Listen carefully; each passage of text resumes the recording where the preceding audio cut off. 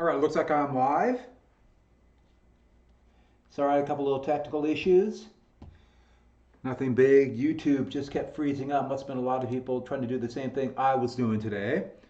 And so, a little bit of frustration there.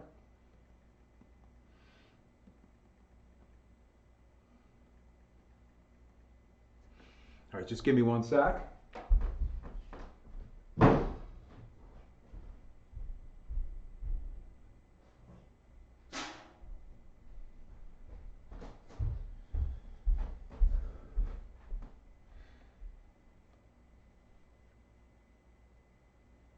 Okay, so I've got the quiz done, or the quiz is posted, so it's just 7 questions. It should be really pretty basic.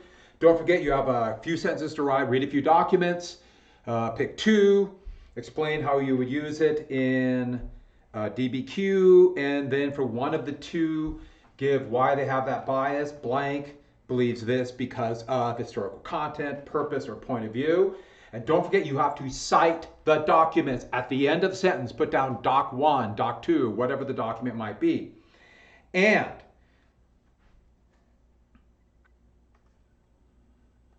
you should be working on the review packet. We will do a little bit of reading. I'm going to go very slowly through the 1950s, but it should be really basic through the 1950s. But we're going to still really hit the DBQs and this era. We are going to do a DBQ next week. I'm going to post the documents, some helpful documents on the dropping of the atomic bomb today, right after I get done with this. And then I'm also going to put up the DBQ.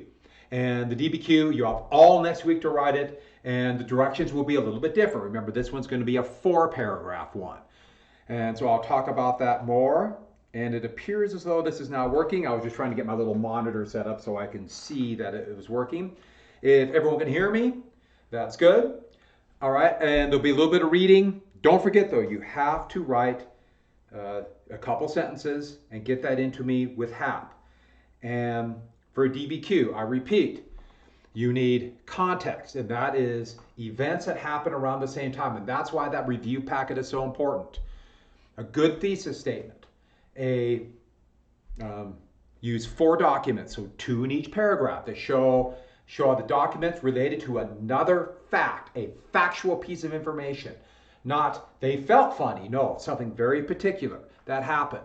And show how that relates to your thesis, and then in addition, 1 more additional example in each paragraph of your outside information, and then 2 sentences that explain HAP. And so we'll talk more about that a little bit later. I just wanted to get back to this. So we went through the bombing campaign, strategic bombing, which knocked out the German Air Force, even though it was horrifically bloody. And I showed that. Am I in there? I'm going to.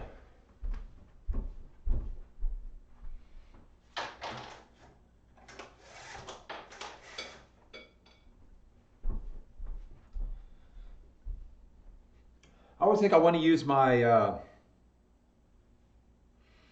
need a bookcase, like I'm one of the, like everybody who's on every news program, they have to have a bookcase, but my wife is working downstairs, so she has the bookcase there, so I am upstairs. And so I don't have that, but I had to get a little bit of light, kind of got weird light, but I'd rather stand, it's just a lot easier for me to do. So let's get to, oh, then we went through the Battle of Kursk, which broke the back of the Russian army. Went through a lot yesterday.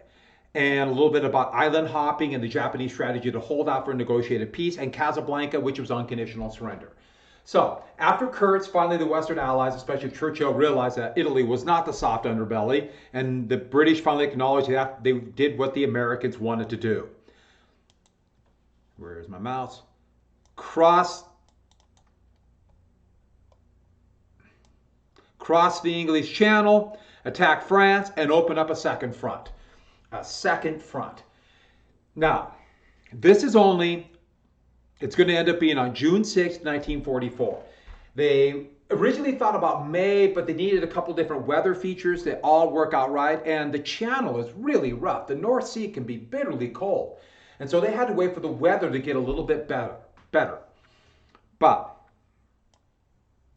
this is only about 19 miles from Calais to London, or Calais to Britain. And that's where the Germans expected they would attack. That's where they built their best defenses. If you go to Calais today, which is right there, there's still some of these massive defenses there. These big cement blockhouses and bunkers, they're all still there because unless you literally blow it up by piece with dynamite, they're not going to go away. And so what the Allies did is they did an amazing intelligence effort to absolutely convince the Germans they were going to attack here. And it worked better than anyone could have thought.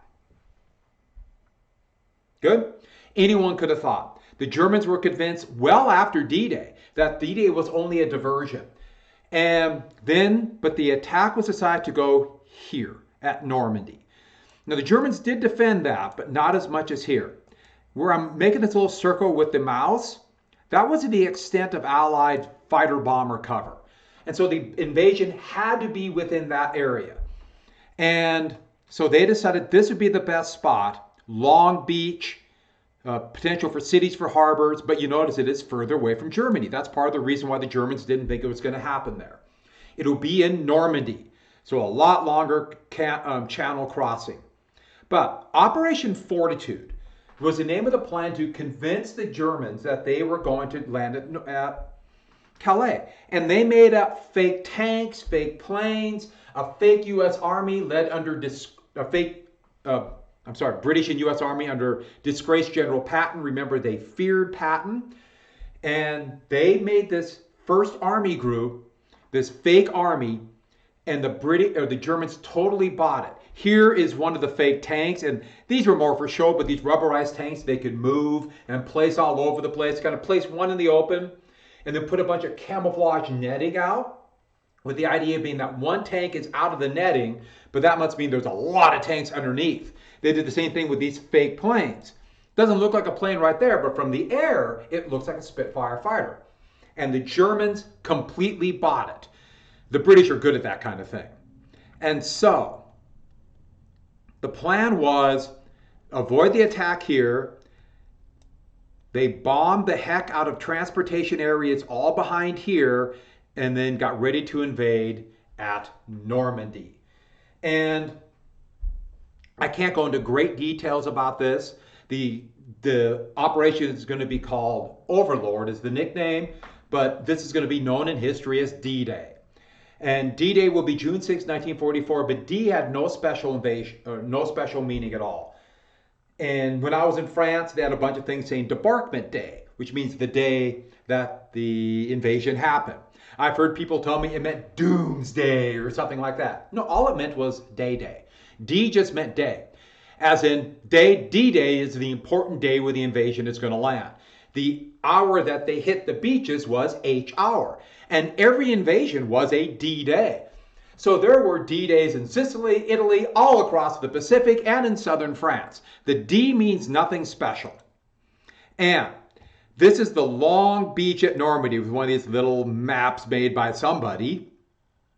And there were pretty heavily defended areas. But the middle right here of this long stretch of the Cabotos, or the Normandy beaches, that is where the Germans defended the heaviest. The idea being that if they could hold the center, there'd be two isolated bridgeheads of the Allies, and would be much more difficult for the Allies to expand from that bridgehead, and easier for the Germans to beat back. And so that beach right here, and just by pure happenstance of where they were located in Britain, that would be an American beach. And they were codenamed, the two American beaches were Utah and then Omaha. And that would be the beach the Germans defended the heaviest. And then a British beach codenamed Gold, then Juno is a Canadian beach, and then Sword is another British beach. And that was the plan. And this is relative, and they did the same thing here. Juno, since it's kind of in the middle, that would be the heaviest defended area too. And then at night, they would drop paratroopers before the invasion to protect the flanks. This was a massive invasion. Thousands of ships, 10,000 airplanes, hundreds of thousands of men. It would be the biggest amphibious invasion up to that time, and arguably the biggest ever. Probably Okinawa overall was bigger a little bit later in 45, even though it didn't have quite as many men, had more ships. And these are some of the British or the German beach defenses. And these are guns that were in between Omaha and Gold Beach. These are beach defenses, and you can see these are called hedgehogs. And the idea was at high tide, the same with these defenses right here. Landing craft would run up on them and sink the landing craft because they knew they had to use the landing craft over and over again. And so the idea was this would force the Allies to attack at low tide. But at low tide meant a long beach, open beach to go across, and German guns would be in place to rake the beaches with machine guns and artillery. So, General Dwight Eisenhower, and there he is with Pathfinders. Those are the first paratroopers who would land right here. They would land, and they would use big lights to try to mark the spots where next paratroopers would land. So these were the most highly trained, most daring, pretty crazy guys overall to volunteer for this difficult mission. But Eisenhower was the overall Allied command in North America. You see him as Supreme Commander of SHAEF, Supreme Headquarters Allied Expeditionary Force. He is not command of the Mediterranean. That's a British general, General Alexander. So like Italy, he's command of all across France and Northern Europe. So of the American forces. So there's Eisenhower right there. General Bernard Montgomery, I've mentioned him before. He'd be the actual commander of the invasion itself. The British general would lead that. And the highest ranking U.S. general, at least of ground forces, is Omar Bradley right here. A very competent, good, not spectacular, but a very good general. And Eisenhower would be in overall command. Eisenhower had never been in combat, but he was a very able staff officer and a protege of General Marshall. And so here's the invasion fleet sailing across. Originally, it was going to be on the 5th of June, which had low tide and full moon. They need a full moon for the paratroopers to see something when they dropped at night. It was too stormy. There was a window in a storm, and they had decided to roll the dice and attack on the 6th. The Germans, thinking they would never attack in the storm, had actually called down their defenses a little bit, which also helped the invasion. Here's the ships coming over. These are barrage balloons. Idea was to catch low flying German fighters, but there were virtually no fighters left. Because of the P-51 Mustang and other Allied fighters, they had swept the skies clean of German fighters. There were less than 100 German fighter planes in Western France, and only 2 German planes even made it over the beaches that day. Complete superiority. Here are a few of the American planes. These are American, and I just put American, but British planes too, and Canadian planes. And you notice the very distinctive stripes on the wings of the P-38 Mustang right here, or the P-47. You see it with the C-47 dropping paratroopers. That was to tell Allies on the ground that those were Allied planes. So they wouldn't shoot anti-aircraft guns, or for like the bombers flying over right here, US or British fighters wouldn't think that they're German planes. And they had complete air superiority. That's over Normandy. You can see the field. That's a great shot. So the paratroopers landed at night, and they landed 2 American divisions. The 101st and 82nd Airborne landed here, and the British 6th Airborne Division landed here. And they were scattered. The planes got lost. The men did not form up. They did not get many of their objectives completely, but they so surprised the Germans that they did protect the flank. And here are some members of the 101st Airborne. They captured a German flag at a little place called St. Marie-Église. Now, the paratroopers landed at night, and then just at sunup, the invasion happened. These are British and Canadian forces right here. Canadians, Brits. And even though Juno Beach was held and very difficult to take, all 3 of these assaults succeeded with not near the casualties they thought, but still over almost 1,500 British and Canadian casualties. Deaths, I'm sorry. But They didn't get as far as they had wanted to get. Their objectives were too ambitious.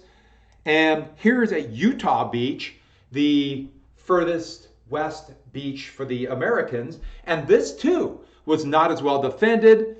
They were able to take the beach relatively easy and advance inland and link up with the paratroopers. My grandfather this was actually the 4th U.S. Infantry Division landed at Utah, but he was in the 90th Infantry Division. He was in the Signal Corps, so he was involved with laying down wire for telephones. Very dangerous job. He was a sergeant.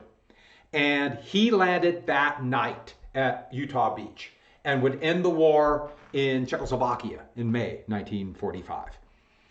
So he made it. He was wounded once. And Utah made it, but Omaha Beach was the most difficult. Now this picture, it's kind of hard to see, but you can see why it was so hard. Long flat beach and then high cliffs that the Germans heavily defended. And so the landing craft, which was supposed to get to the beach, they came under such fire, they dropped them off 50 or 60 yards from the beach, and the men jumped off into the water, sometimes neck deep, with 100 pounds of gear. And if they were hit or they sunk or fell, they might drown. Omaha Beach would be hell on earth for about 5 hours. Here are some of the very famous paintings. Very few of the actual pictures or motion picture film was taken. Most of it did not survive. It got accidentally thrown overboard on one of the landing craft after the battle. A tragedy. Here American forces huddled behind a few, they're called hedgehogs. Here they're advancing forward. These are amphibious tanks that did not work very well. You can really see the cliffs. That is a great shot of him ducking in there. And one of the more famous ones of an American, he's actually a Coast Guard man, who was the Coast Guard were the ones who did the landing craft, who is being dragged up to the shore. You can see the rocky Omaha Beach right there. Omaha Beach now is sand, but it was pebbles then, big stones. The reason why is because American engineers, when they were clearing it off or get supplies on, they bulldozed all the rocks away. Well, this map did not work as well as I thought, but all these sites right here, these little, those are German bunkers or fortifications along the hilltop. And they pinned American forces down on the beach, and they were being slaughtered on the beach. A few men were able to make it to what's called the seawall, this wall were to keep the tides from getting too far, and huddled there, but they weren't getting off the beach. They had to get off the beach. Here's General Bradley, and that is him on D-Day. And he not only quit having reinforcements come, he was very close to pulling the troops out of Omaha Beach. But a few troops, and these are roads or pass up the cliff, they're just designated by those big wide white lines. They, on their own for the most part, infiltrated up the hill, snuck up the cliff in little groups, and one by one began to beat the Germans back. And that is actually for the British beach, but that's what the seawall looked like that they huddled behind. And by the end of the day, those are American troops marching up the cliffs right there, one of the most famous shots. Those are troops being unloaded at Omaha Beach. They held on, just a fingertip, just a edge of their fingernail hold on the beach, but they were able to hold out and get up. And by the end of the day, the Germans could not push him back. Not near as many men as they had feared had died, but well over 1,500 Americans died, most on Omaha Beach. And D-Day was a success. And the big thing about this was, now the Germans not only have a legitimate second front to contend with, but now the Soviets won't have a free hand. The Allies are in play, and they will have a major voice. And as the war went on, because of the American resources and size, more and more is going to be an American commitment. There will be huge British forces. More and more French will be recruited, eventually 1 million French soldiers by 45, and a lot of Canadians, some Poles, some Norwegians, some Dutch, but Americans more and more made up the bulk of the forces. That is why the British agreed to have Eisenhower in overall command, because the best choice by all logic would have been Montgomery. So we're going to jump past this. And But the fighting in Normandy here turned out to be much more difficult than they thought, the fighting here. Here you can see the fields, and every field has what's called a hedgerow there. Okay, the hedgerows didn't show up as well as I thought it would, but it's hedgerows. And they just thought it'd be like hedges that separated the fields. Well, these hedges had been growing and then cut back, grew, cut back, filled with dirt for 800 or 900 years. And there was a couple German soldiers behind a hedgerow. This is a hedgerow where they actually had to blow a hole in it. And these were about anywhere from 4, but usually 6 to 8 feet high. And they were like 4 or 5 feet, or I'm sorry, 1 or 2 feet thick, like forts. And it meant that every single field was a little fortification for the Germans that they could hold out. Tanks could not go through it. Tank shells would just kind of be embedded into the mud. They would literally have to blow it up or come up with kind of specially designed bulldozers to run through the hedgerows. And so that meant every field was a fort, and it took much longer as the Germans poured in every reinforcements they could. And one more, one of the biggest secrets of the war that they kept secret from the American public. The Americans were told that their Sherman tank, this is the Sherman tank here, and these are Canadians on the Sherman tank, riding Russian style. They were told that the American Sherman tank was more than a match for the German tanks. No, it was not even close. The low velocity guns on the Sherman tanks bounced off the modern German tanks, and while German guns went right through their armor, and the Sherman tanks had a gasoline engine. And so I think you know what happens when gasoline's hit by a shell.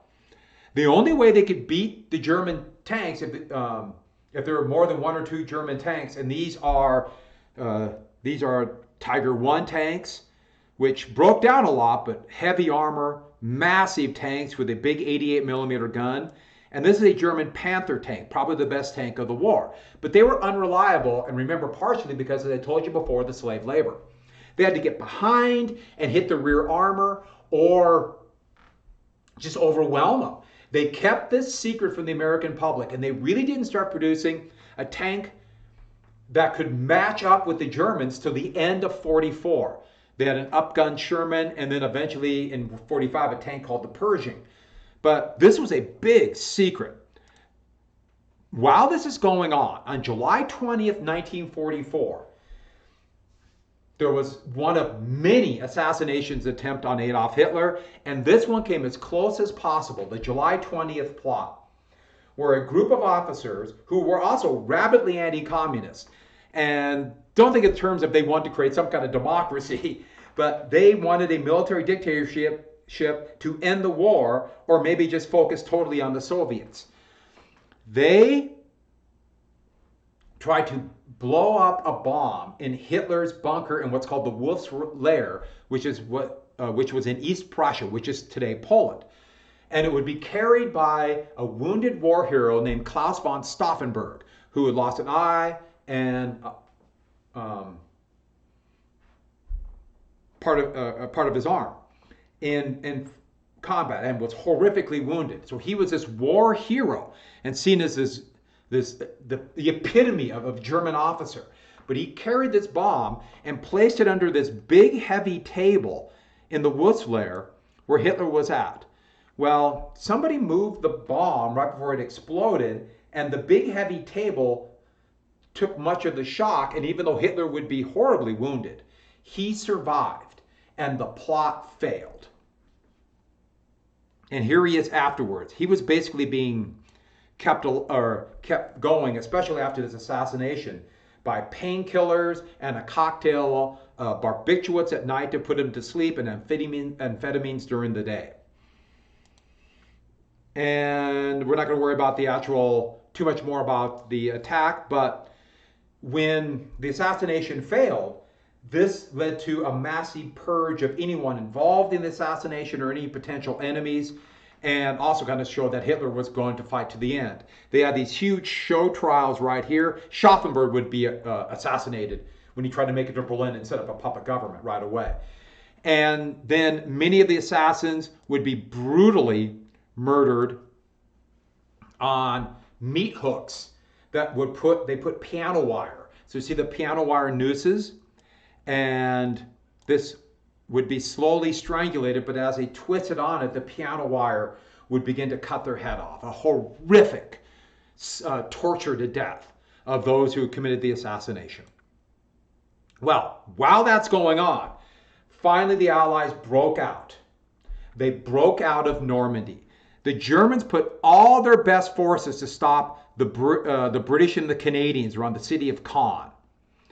And when the Allies finally took the rest of this peninsula and included a massive carpet bombing, a lot of bombing right here, they finally broke out of the German lines and got behind. Here are Allies on the advance. That's actually right here. And these are American tanks on the advance. And the left, that's American tanks going by, destroyed German tanks. They broke out and got to the enemy rear and surrounded the Germans at Falaise. And it's right here, a place called the Falaise Gap. This map did not work as much as I wanted, but the Americans came this way and the British and the Canadians came this way. And as Germans tried to escape here, Allied air forces, APS, and artillery devastated the fleeing Germans, killing tens of thousands on the road. And you can see German tanks being destroyed right here. Here are German supply trains, and notice all the horses that were killed because most of their supply was still brought up by horse. And here are British Typhoon fighters that were probably the best, one of the two best ground attack fighters of the war, just destroying the Germans. And this devastated the Germans. They lost almost 300,000 men, and they began just fleeing. Once the breakout happened, France would be liberated very quick. This would be in the middle of August, and just a few days later, they would break out and Paris would fall. It would be right here that George Patton would be given command again. Remember I mentioned Patton before? They finally said one more shot, and he would be given command of the Third Army. And some of you might see my shirt I'm wearing. This is a shirt for the Third Army baseball team called the Circlers. And because this was the symbol of the Third Army. And so they would play, they had baseball teams, either they were combat soldiers who would come back and play, but a few of the units had like specially made up baseball teams. A lot of the players on it were major leaguers who were either drafted or volunteered for the Army before the draft took everybody. They played Major League Baseball. Once they found out they played Major League Baseball, they said, hey, would you like to get out of combat a little bit and play baseball? Put on these exhibitions for the soldiers who were on leave. And so this is the symbol for it. So this shirt. In just a few days, they broke out and Paris became threatened. And where are we at here? Sorry, we had a little bit of weird sound come in. So I don't think you'll be hearing anything right now. And these are the Marquis or the Free French. They rose up in Paris right before the Allies got there. And the Germans, actually, Hitler ordered them to blow all the monuments of Paris up, like the Eiffel Tower, the Louvre, or Versailles. He ordered them to blow it up, but he didn't do that. The commander on the ground decided not to do that. And even though there would be fighting in Paris, those landmarks would be saved. And on August 25th, Paris was liberated. And there's Charles de Gaulle, the head of the Free French, marching through. A French armored division of Free French would be leading the way through Paris. This really angered a lot of the Americans, especially the Americans who not only thought we did all the fighting, while the French arrived late and they only were partially in the battle, but also a lot of American soldiers were thinking, we want to be part of the liberation of Paris because we're going to have a lot of fun in Paris. Because there will be a lot of people quite, oh, wait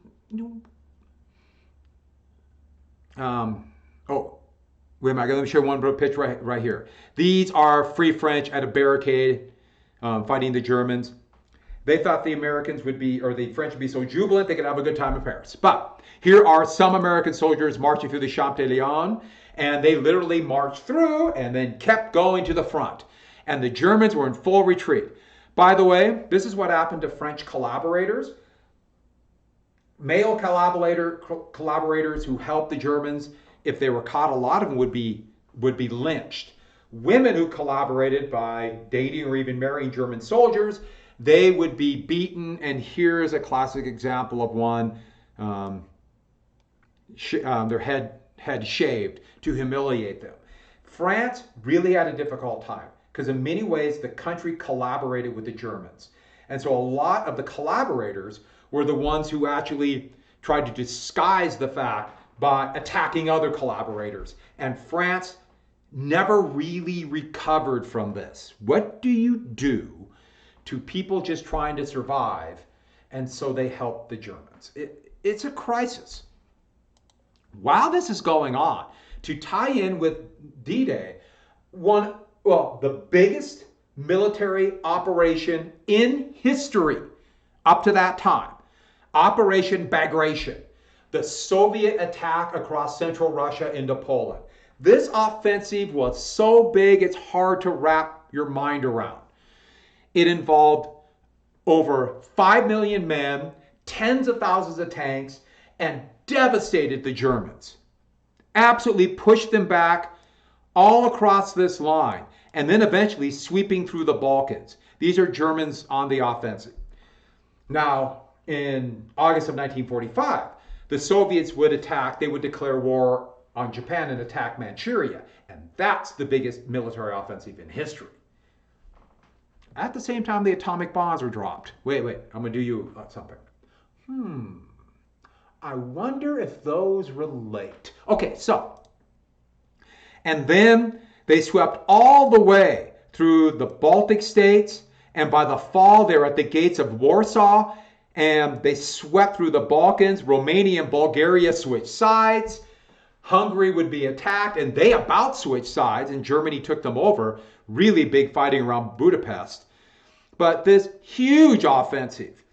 And so as big as the American and British and Canadian attack was, it did not compare to what the Soviets were doing. While that is happening, with the Soviets on the rise, Warsaw rose up. The Poles had a home guard army, and they were groups of rebels who had been hoarding equipment and hiding it in Poland. And they had an exiled government in London. And when they thought the Soviets were nearby, they rose up and took much of Warsaw back from the Germans. They wanted to create a Polish government based on the government in London because they were scared Stalin would put a puppet government in there.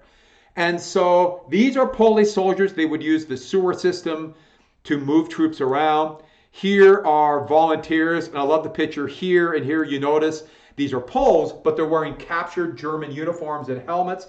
Young men and women of all ages would fight and really took the Germans by shock. And I should add, when the final solution began 3 years earlier in the Warsaw Ghetto, Jews rose up in a futile, tragic uprising to try to stop because they hadn't just had a feeling what was going to happen. And they would be brutally put down. And so some people get those two confused. This was bigger on a wide scale, and they did free a couple of the concentration camps and one death camp in this process. But Stalin did not help. Stalin wanted a puppet government. So he ordered his troops to not only stop with Warsaw in sight, they could have kept going and linked up with this home army. He ordered his men to do everything they can to actively hurt the Polish home guard. And once the Germans realized this, these are German tanks on the advance, these are still some of the Polish guard, they went through over the next 2 months, or in fact the end of 1944, and destroyed Warsaw. They should tell you everything you need to know about Stalin. And Poland will become one of the key factors of the Cold War. Here's Warsaw. Now, I put this to remind me. Here's Warsaw right after the battle, devastated. Here and here. That's Warsaw in 1950. That's 5 years after the war ended.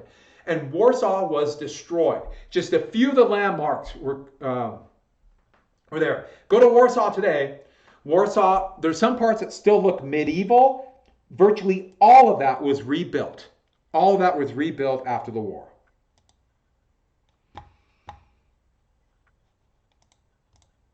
And so, a couple more things. First off, Hitler kept saying, Sure, we're losing this war, but I have all these secret weapons, and they will turn the tide. And they were, to say the least, too little, too late. That's an understatement. The two most famous ones were what's called a buzz bomb. Basically, it was a flying bomb with what's called a ramjet right here. And they were called vengeance weapons. That's V1. And it could fly about 500 miles per hour. It took off on a ramp right here and would fly. Basically, they would have it guided by a gyroscope, hoping to keep it on one straight path. And then the idea was they would try to time it where the engine would shut off at a certain prescribed time, and the bomb would crash into, hopefully, well, this is just some part of London or some part of when the Allies took Antwerp for a harbor, just to drop in there. And these could be shot down, and sometimes planes would come up, American P-51s or British Tempest bombers, and use their wings to tip that wing, and it just spiral over. And they were a precursor to what we call a cruise missile today. But even more deadly was the V2 or Vengeance 2 rocket, the first ballistic rocket. And it was designed by a German scientist named Wernher von Braun. And it was ballistically aimed, so that means it would fly in a parabola. And it had a range of about 1,000 miles, and at least at first could hit London, and there was no defense for this. And this is the first ballistic rocket, and yes, this has caused some terror and devastation in London, but not near enough to turn the tide of the war. After the war, the Americans captured von Braun, and even though he was involved in war crimes by using slave laborers to be brutally mistreated to make his weapons, the Americans didn't care, and they would use him to help start the American space program, including NASA. And there he is standing in front of one of the Mercury rockets, and he would be instrumental in the moon landing. We just kind of avoided that whole Nazi connection. The Germans also made jet fighters, but they came too late to make a decisive impact in the war. The Allies were very fortunate that Nazi Germany was so anti-science, because it connected to Jews, and science doesn't necessarily have an ideology. They wanted only science that directly showed Nazi superiority, like the fake racial science. And so, with that, after Paris fell, Eisenhower had a choice to make. They know supply is going to be an issue. Montgomery and the British and Canadians were in the northern part of France. Bradley and his best commander, Patton, were in the south. So there's Bradley, there's Monty, and there's Ike. And who do you commit the supplies to? Both generals wanted it. Well, Eisenhower decided with the Germans in full retreat, they would do what's called a broad front. They would advance on a wide front and sweep towards the German border. I should add, there was an Allied invasion in southern France, and yes, that's a part of the invasion in the bottom picture. By then, the Germans were already in full retreat, so there was some hard fighting, but they just kind of picked up the line here. This is not a daring advance.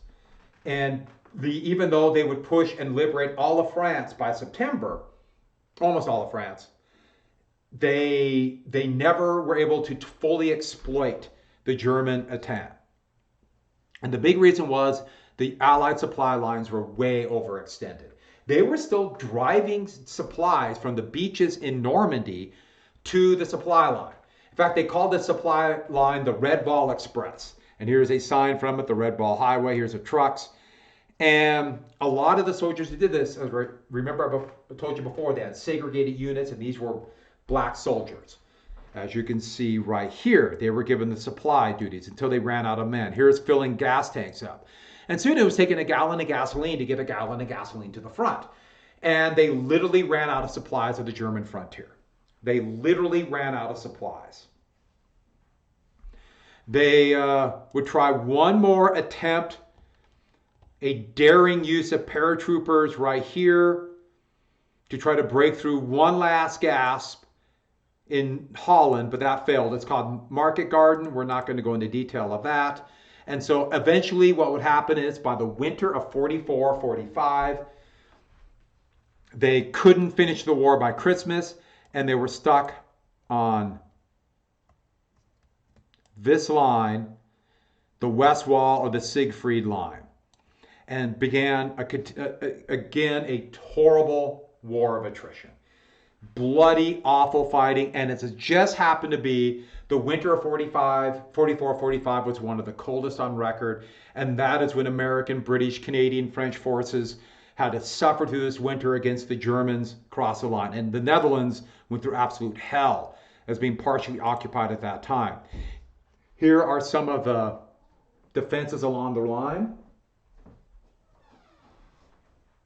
And here you can see these are anti-tank defenses called Dragon's Teeth. These are Americans advancing near Metz in western France, eastern France. And look at the weather. You can see how just miserable it is. So think about always 25 to 40, freezing, getting warm, and they never had the proper gear. There weren't enough replacements and reinforcements that the men were on the front line the whole time. An awful winter. And here's a picture of the Allies coming this way, and here come the Russians on the other side. While that's happening, let's have an election. The election of 1944 took place, and this is a wartime election. Haven't had a wartime election for president since the Civil War. And FDR decided to run one more time. He felt he had no choice. But conservative Democrats threw out the very liberal Henry Wallace, and they got a relatively unknown Missouri senator named Harry Truman as vice president. Relatively unknown. He was barely known to President Roosevelt. They had barely met. Roosevelt got some fame in rooting out some corruption by arms manufacturers during the war. And he was seen as someone who's tied to the Kansas City mob and kind of a joke. That's why Southern conservative Democrats wanted him. They thought he was a Southerner. They knew Roosevelt is getting near the end. The Republicans would nominate the Attorney General from New York, Thomas Dewey, a relatively liberal Republican. He was best known for rooting out organized crime. Well, the election, not as big a victory as previous elections, but still another sweeping Roosevelt election, and he would be elected to a record fourth term. And because the Constitution would be amended soon afterwards, Republicans and conservative Democrats didn't want another Roosevelt again. That's why they limited to 2 terms after this. There'll never be another one or we'll get 4 terms, unless the Constitution gets changed. So here's the situation right after the election, December 1944. The Americans are on this line. The Soviets are coming. In fact, the Soviets are right there. Here is the Ardennes Forest. Remember that forest that the Germans attacked in 1940, surprising the French. Well, the Americans, they put some of the units that had been worn out or new units there in the Ardennes, thinking that would be a relatively safe place in the line. A National Guard division from North Dakota literally just was put into line there. And that's when the Germans would begin their last offensive, the Battle of the Bulge, it is called. And the German plan was a massive attack here and sweep to the sea. Actually, they're hoping to get to the port city of Antwerp and cut the British off again. So the Battle of the Bulge. And they were hoping in the winter, Allied air superiority could not be used. So split U.S. and British forces.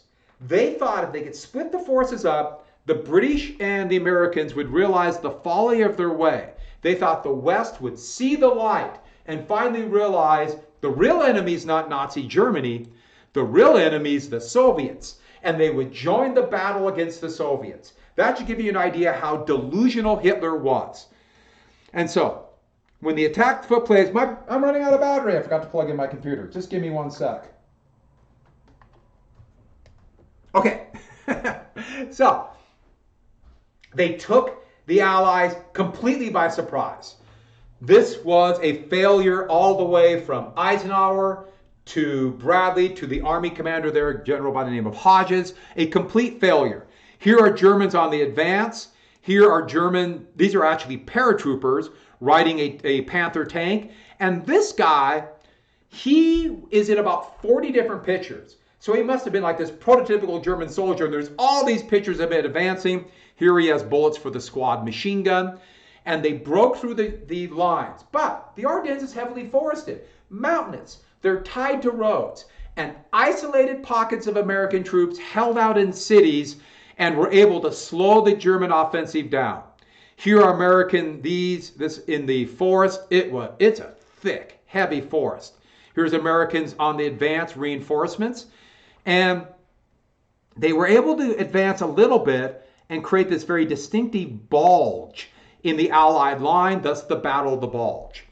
Right here, a city called Bastion was able to hold out, and members of the 101st Airborne held out there. These are pictures of them. They didn't have winter gear. They were in camp that's really the only reserves the Allies had around Paris, and they jumped on trucks and arrived in Bastion with whatever they had. So they didn't have good white gear to be in this heavy snow. They had light canvas jackets, and I thought this is a really good picture. You could see he has wrapped his sweater around his head, around his helmet, because he is just bitterly cold. Nightmarish fighting, but they held out in Bastion. And the battling bastards of Bastion, they held out. The city in Belgium. And when the Germans surrounded it, they sent the commander of the Americans there. He's actually the second in command. The commander of the 101st Airborne was still in London, and he wasn't able to get there in time. So this general named McAuliffe, who was actually the artillery commander. And they asked him to surrender. He's surrounded. And it's surrounded. It's overcast, so Allied planes can't come in, at least to drop supplies or attack the Germans. And he was given this offer to surrender. Well, no way he's going to surrender. Well, he gets it and looks at this offer to surrender and doesn't know what to say. And he kind of looks at one of his staff members and said, nuts. Just this kind of comment there. Well, the guy said, that's your response. What? And what do you mean? It was just write that down. So they got the German response and he wrote down, answer to the German Manteuffel. The German general asked for the surrender. Response to General Manteuffel, nuts, Allied commander. And so that became one of the great moments of American grit and bravery. But if you go to Bastion today, sometimes it will be called Nut City, which sounds a little awkward, but just go with it. Well, when the weather cleared up, the Allies were able to counterattack, and this would turn into, from a humiliated defeat to the greatest American victory of the war. The commander of the southern flank, George Patton, right there, he turned his army north and liberated Bastion. This is a great picture. They chalked on this Sherman tank, the first tank in the Bastion. Here's Patton with General McAuliffe, the 101st Airborne commander. There's some Germans surrendering. And the last German reserves were used up. Hitler showed his insanity. The biggest threat to Germany was the Soviet army that was coming. They wanted revenge. They were going to destroy whatever Germany they had for what the Germans did to the Soviet Union. And the best chance the Germans had for a peace agreement was the British and the Americans. But he, in his delusion, not only thought that they would help join, the Allies would join the Russians, which of course would never have happened. He didn't care what happened in the post-war world to Germany. He figured if he died, Germany is dead, and all Germans deserve to die because they should have fought harder. That should give you an idea how insane it is, but also the mindset of an authoritarian dictator. All that matters is themselves. They care about nobody else, and German soldiers and German people were nothing but fodder for machine guns for Hitler if he needed it to be. And so after that, this shows the floods opening as the German or the Soviets and the Allies are ready to come as soon as winter ends. Oh, I should add, you see this little inner fortress? This was the great fear of the Germans, that they would, or the Allies, that they would form this called a Bavarian redoubt right there. So let's go ahead and finish this part. So with that, March 1945 would be the final offensive, as soon as winter ended. This map does not show it very well, but they finally broke through the West Wall and advanced to the Rhine River. Now, the Germans along the Rhine River right here destroyed every bridge on it except for one. One bridge, the order wasn't given, and the bridge didn't blow up. And so the Allies had advanced here, broke through and advanced to the Rhine, and then here's fighting, for example, in Cologne, where some of the most dramatic tank-to-tank fighting in history would take place. Here is a German Panther tank destroyed right in front of the great cathedral. Cologne would be destroyed. Here's a new American Pershing tank right here. Would be destroyed in battle, but somehow the beautiful cathedral survived. You notice the bridge over the Rhine destroyed. But one bridge at a place called Remagen was captured, and Bradley threw troops over it. The Germans were able to stop them on this side of the beach, even though they built some pontoon bridges.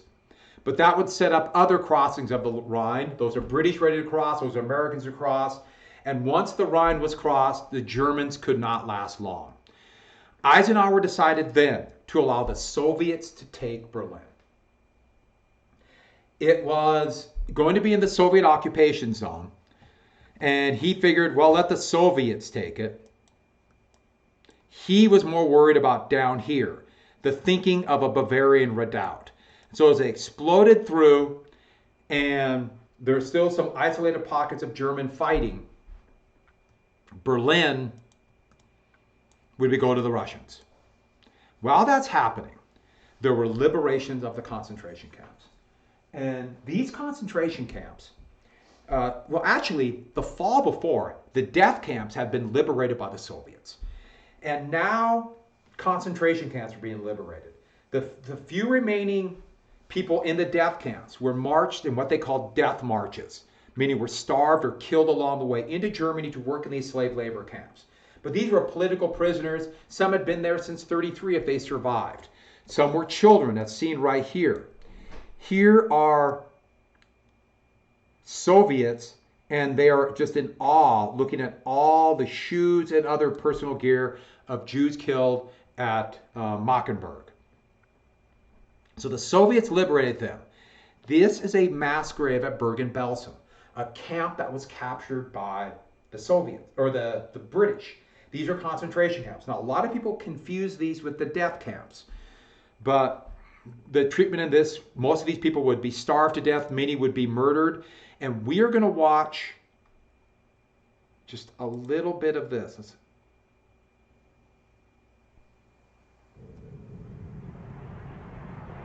All right. The day before Roosevelt's death, Buchenwald concentration camp was liberated by U.S. forces.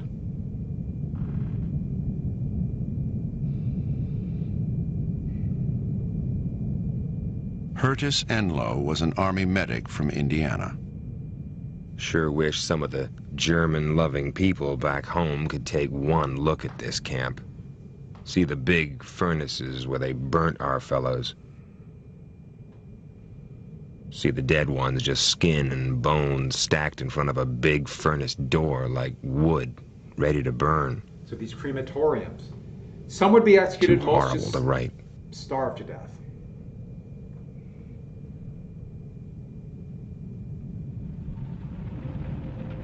U.S. troops ordered German civilians from the local town to see the camp. Now, I want you to get this. War correspondent James Cannon watched them arrive. The Germans claimed that civilians, they had no idea, even though they could smell these camps from 20 miles away.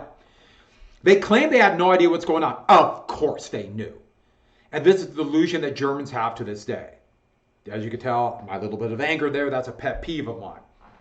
Pet peeve's not strong enough of a word. But they forced them to walk through. They trudged up the street, their women in a whispering knot behind them.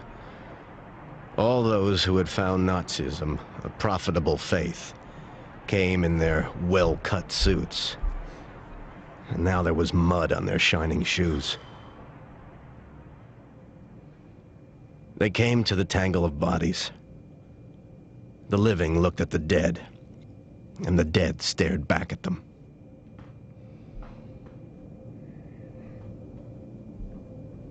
One of the townspeople, 18-year-old Renata Simon, was the daughter of a Nazi Party member. I could hardly believe what I was seeing. And the smell. It was an indescribable stench. In front of the crematorium were 3 trucks, fully loaded with bodies. These were the bodies they had been unable to burn. This is when I collapsed. I couldn't take it anymore.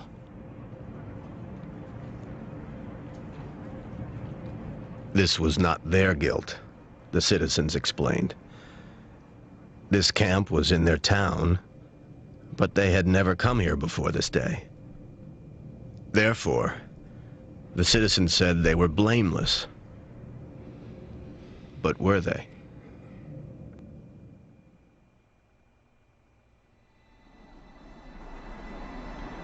Now this is Dachau. Dachau was Then all it was men. Dachau. 30,000 prisoners were liberated. SS guards were rounded up. Many posed as prisoners to avoid capture. They could tell a little bit better fed. Their victims picked them out. Hundreds were killed.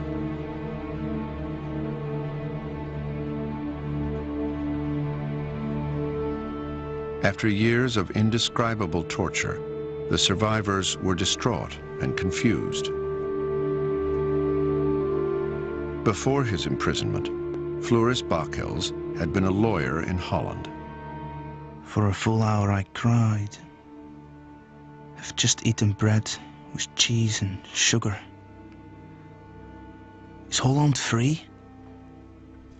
Dead SS, kick in the arse, disarmed, dead. They beat him to death.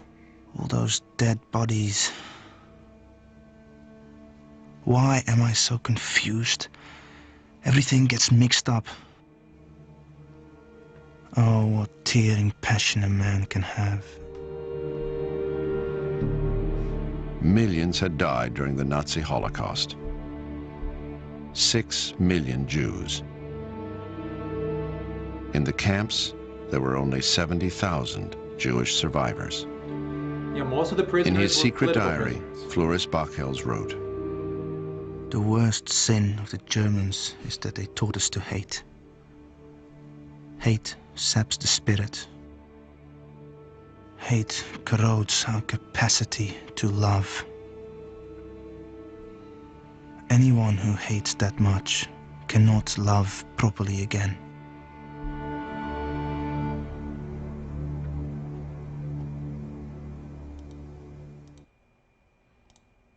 We're going to skip Dresden. I'll come back to Dresden. I want to get one more thing to the end.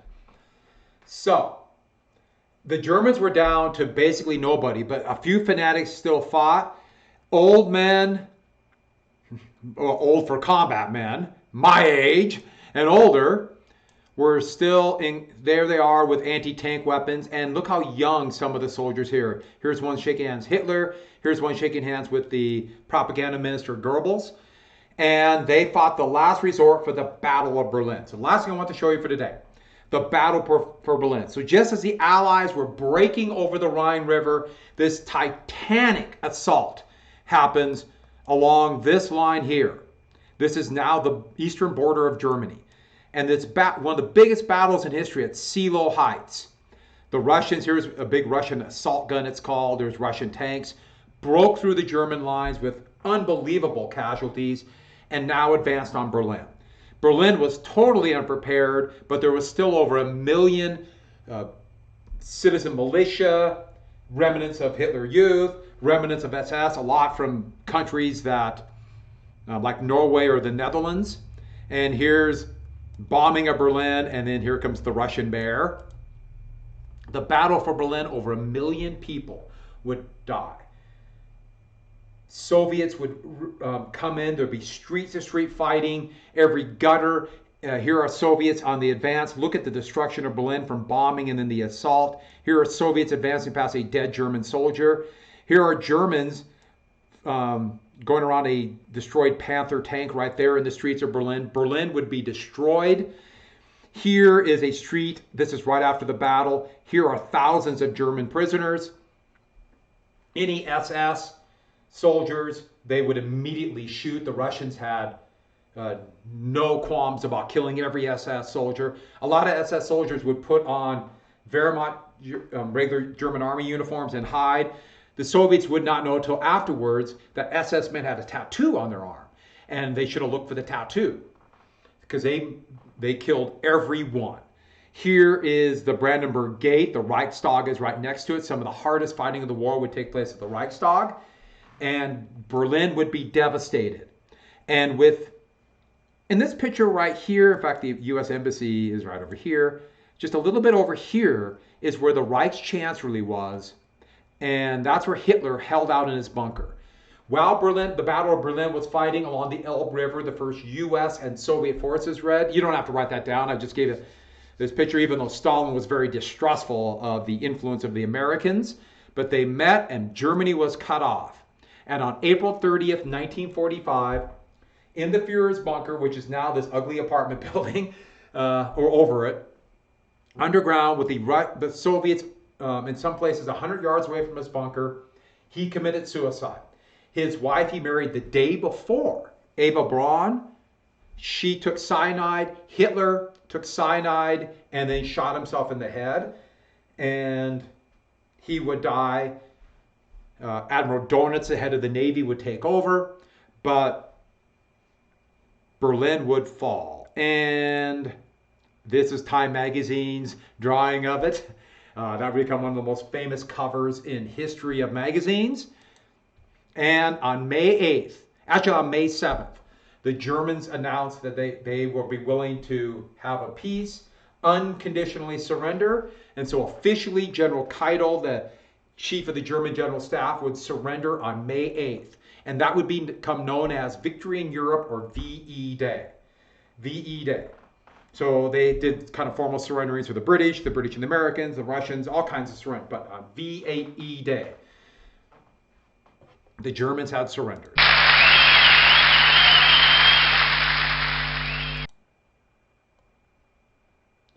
And with that, while that's going on,